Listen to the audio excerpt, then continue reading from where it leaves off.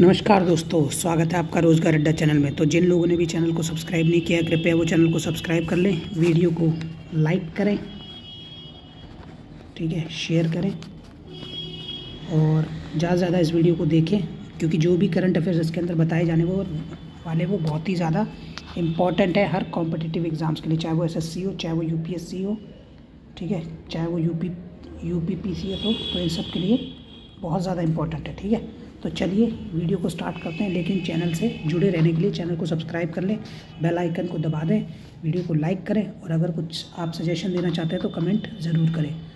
तो आपके कमेंट हैं उनको हम थोड़ा ध्यान में रखते हुए फिर अगली वीडियो बनाएंगे, ठीक है।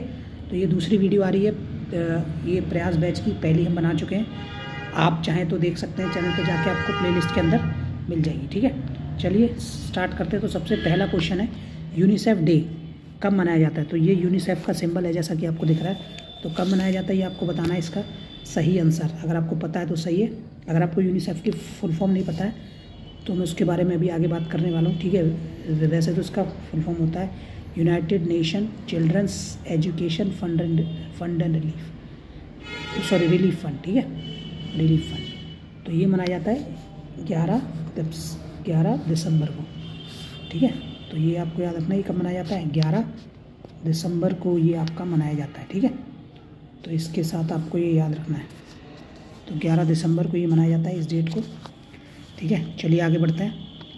अगर आपको जानना है कि यूनिसेफ क्या है तो ये रहा, इसको कहते हैं यूनाइटेड नेशंस चिल्ड्रन फंड, इसको कहा जाता है, ठीक है, जिसको 1946 में फाउंड किया गया था, ज़्यादातर यूरोप, चाइना और मिडल ईस्ट के लिए, जो वॉर प्रोन जो एरिया है, जो चिल्ड्रन को इफ़ेक्ट किया जहाँ पे, ठीक है, उनके लिए। और अभी तक 158 से ज़्यादा कंट्रीज़ के मेंबर हैं और 1965 में इनको क्या मिल चुका है? इनको नोबल पीस प्राइज़ मिला हुआ है, ठीक है। तो नोबल पीस प्राइज़ मिला हुआ है। अभी नोबल प्राइज़ की भी हम इसके अंदर बात करेंगे और एक दिन मैं आपके लिए एक पूरा वीडियो बनाऊँगा, लेकिन उसके लिए आप कमेंट करिएगा, तो मैं एक पूरा नोबल प्राइज़ के ऊपर एक वीडियो बनाने वाला हूँ, ठीक है।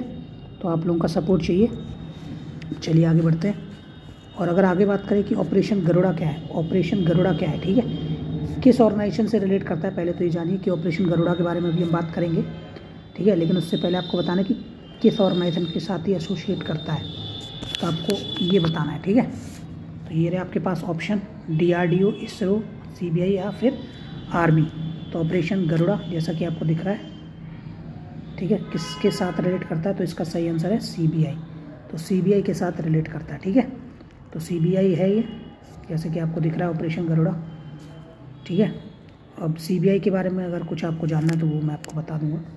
तो ड्रग ट्रैफिकिंग के बारे में है ऑपरेशन गरुड़ा, याद रखिए। तो ऑपरेशन गरुड़ा ड्रग ट्रैफिकिंग के बारे में डील करता है, जो भी इंटरनेशनल मार्केट में स्मगल होता है ड्रग्स, उसके बारे में डील करता है ऑपरेशन गरुड़ा, ठीक है। तो CBI का है, याद रखिए, बहुत इंपॉर्टेंट क्वेश्चन मुझे लग रहा है। और आपको जानना है कि CBI क्या है, तो याद रखिए सेंट्रल गवर्नमेंट का है, जो करप्शन और क्रिमिनल जो भी प्रॉब्लम्स है उनसे रिलेट करता है, ठीक है। और ये आता कब है? ये 1941 में इसका आया था, ठीक है, वर्ल्ड वॉर सेकेंड के टाइम पे, ठीक है। फिर CBI को सेटअप किया गया जो मिनिस्ट्री ऑफ होम अफेयर्स है 1963 में।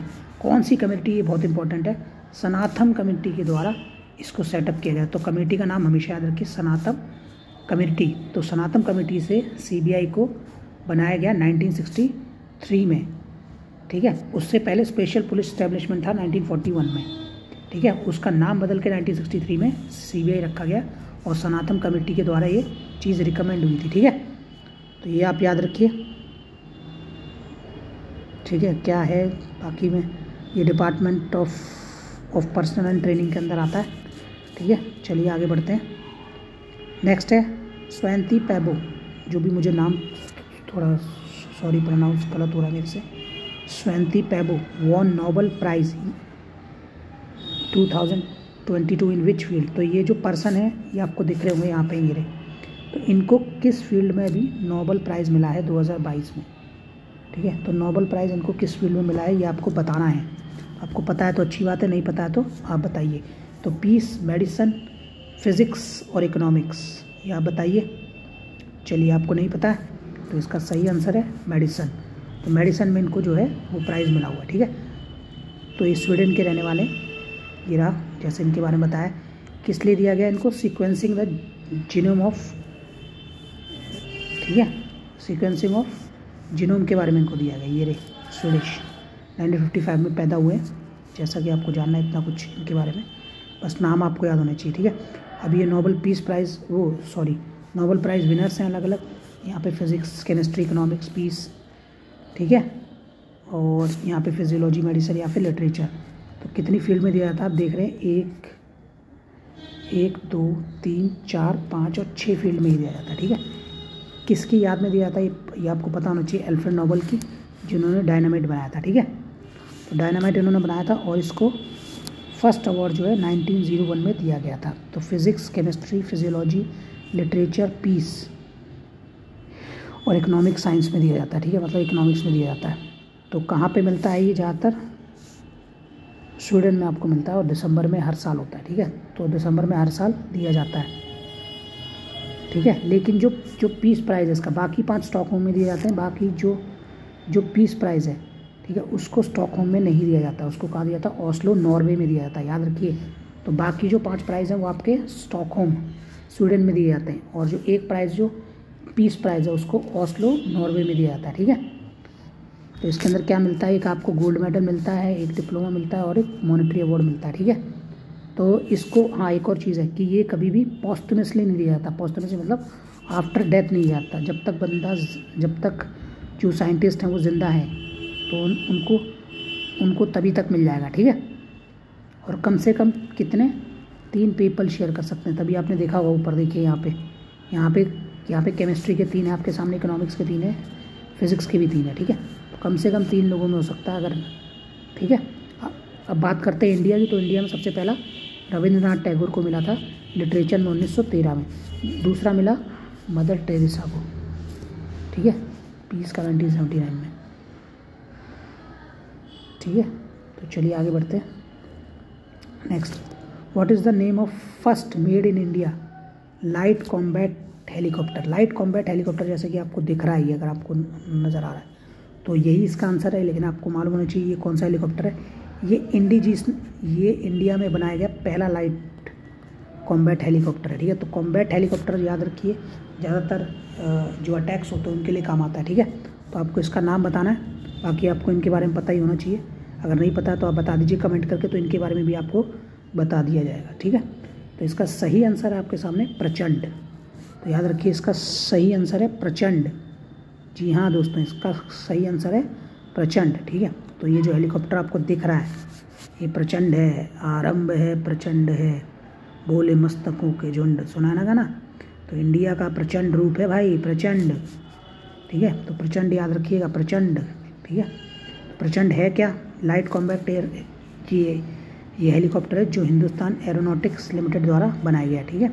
बाकी कुछ चीज़ें आप देख सकते हैं, मेरे ख्याल से इतना याद रखने की जरूरत नहीं, ठीक है। नेक्स्ट है, which state high court become India's first paperless court. तो पहला पेपरलेस कोर्ट मतलब जहाँ पे सारी जो कार्रवाई हैं, जो प्रोसीडिंग्स हैं वो कैसी होंगी, डिजिटली हो गई हैं। तो पहला पेपरलेस कोर्ट कौन सा है, ये आपको बताना है इसका सही आंसर, ठीक है।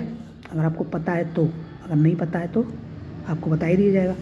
तो इसका सही आंसर है आपके सामने, इसका सही आंसर है आपके सामने केरला, ठीक है। तो केरला है इसका सही आंसर। अगर आपको देखना है केरला कहाँ पड़ता है, तो ये हमारी प्यारी कंट्री इंडिया, और इसमें सबसे नीचे ये रहा आपका केरला, जैसे कि आपको दिख रहा है, ये रहा केरला, ठीक है। तो केरला की कैपिटल आपको बतानी है, ठीक है। नहीं पता है तो आप भाई बहुत पीछे चल रहे हो इसका मतलब, ठीक है। और इनके जो सीएम है वो याद रखने, पिनरई विजयन, ठीक है। ये इनके सीएम हैं अभी केरला के इस टाइम। बड़ी सुंदर स्टेट है, आप कभी जाए तो देखिएगा ज़रूर। और इंडियन कोस्ट गार्ड की मेरे ख्याल से ट्रेनिंग भी इसी एरिया में होती है, ठीक है। तो मैं चाहता हूँ इसको ज़रूर विज़िट करें जब आपकी जॉब लग जाए कभी IAS वगैरह में, ठीक है। नहीं तो आपको फिर तो सरकारी खर्चे पे घूमना है, तो फिर ये आपकी इच्छा है, ठीक है। नेक्स्ट है, वेयर इज सारस फूड फेस्टिवल 2022। ये सारस नहीं होगा, ये होगा सरस होगा, क्योंकि सारस तो हमारा यूपी का पता है ना, स्टेट पक्षी है यूपी का, तो ये तो सारस वो है, ठीक है। तो ये सरस है मेरे ख्याल से। तो सरस जो 20 अक्टूबर से लेकर 10 नवंबर तक एक फूड फेस्टिवल है, खाने का फेस्टिवल है भाई, ठीक है। तो इंडियन कुजीन्स आए थे इसके अंदर, कुजीन्स जानते होंगे जो फेमस जो खाना है इंडिया का, अब इसमें दाल चावल भी आ सकता है, ठीक है। तो वो भी कहाँ हुआ है, ठीक है। तो इसका सही आंसर आपको बताना है, अगर आपको पता है तो, नहीं पता तो आपको हम बताते हैं। तो इसका सही आंसर है आपके सामने न्यू दिल्ली, ठीक है। तो मैंने बताया था कि भारतीय जितने भी क्यूजीन है उनसे रिलेट करता है। ये रहा, कितने सुंदर सुंदर, मन ललचा रहा है। क्या खाना ही रखे हुए यार, मज़ेदार खाना है। हमारे इंडिया का कुछ बात ही ऐसी है भाई, इंडिया की बात ही अलग है। तरह तरह का खाना, तरह तरह के लोग, ठीक है। तो तरह तरह का स्वाद है इंडिया के पास, तो ये कह सकते हो एक अच्छी चीज़ है इंडिया के लिए। चलिए आगे बढ़ते हैं। Where is India's first toy cluster कहाँ बनाया गया है? देखिए अभी इंडिया को टॉय नेशन कहा जा रहा है। टॉय नेशन मतलब जितने भी टॉयज़ जो बनेंगे ऑल ओवर वर्ल्ड के लिए, उसका एक मैन्युफैक्चरिंग हब अभी इंडिया में बनाने की बात चल रही है। तो आपको आंसर बताना है कहाँ पे है, ठीक है। तो यूपी, यहाँ पे नोएडा यूपी, चंडीगढ़ पंजाब, कोप्पल कर्नाटका, गाज़ियाबाद यूपी, ठीक है। तो आपको बताना है। देखिए जाहिर सी बात है, इसका सही आंसर है आपके सामने। चलिए आप बताइए। तो कोप्पल कर्नाटका इसका सही आंसर है, ठीक है। कोप्पल कर्नाटका इसका सही आंसर है। कर्नाटका, जाहिर सी बात है भाई, साउथ के लोग बहुत होशियार होते हैं, वैसे होते तो हर जगह के होशियार है, लेकिन यहाँ पे बनाया जा रहा है। बहुत सुंदर ये भी स्टेट है भाई, साउथ के काफ़ी स्टेट घूमने की इच्छा है हमारी, ठीक है कि नहीं। तो कोप्पल ये रहा आपका टॉय मैन्युफैक्चरिंग क्लस्टर है। अगर इनको आप पहचानते हैं तो प्लीज़ नाम बताइए, नहीं पहचानते तो कोई बात नहीं, ठीक है, हम आपको बता देंगे। तो हाँ, ये जो कॉन्सेप्ट है ये वोकल फॉर लोकल के लिए चल रहा है, मतलब वोकल फॉर लोकल का इनिशिएटिव है एक तरीके से, आज जो आत्मनिर्भर भारत के लिए काम करता है, ठीक है। मतलब अपने लिए भाई जॉब क्रिएशन बढ़ाना, सीधी सीधी बात है भाई, जो अपना जो इंडिजीनियस जो भी इंडस्ट्री है उस पर फोकस करना। तो टॉय नेशन बनने वाला है, ठीक है। तो इंडिया को बनाना चाह रहे हैं मोदी जी हमारे, ठीक है। तो अगर बात करें कर्नाटका कहाँ पड़ता है, तो ये रहा आपके सामने कर्नाटका। कैपिटल आप लोग बताएं, तब तक नहीं पता है तो कमेंट में प्लीज़। ये रहा कर्नाटका, ठीक है। इसका पास का स्टेट महाराष्ट्र, बगल में गोवा, केरला, आंध्र प्रदेश, ठीक है।